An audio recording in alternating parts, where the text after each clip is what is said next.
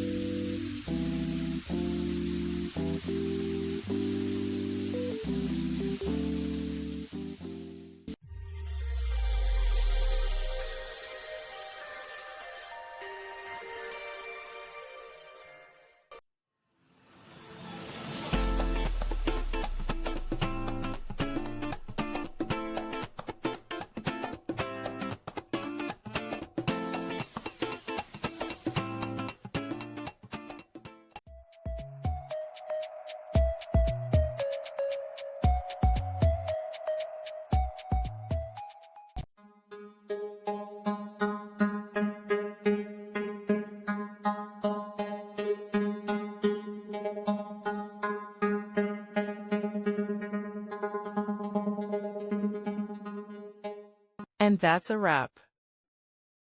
I hope you found the answer you were looking for. If you did, take a second to hit that subscribe button. It really helps out. And let me know in the comments which solution worked best for you. See you next time in the debug zone.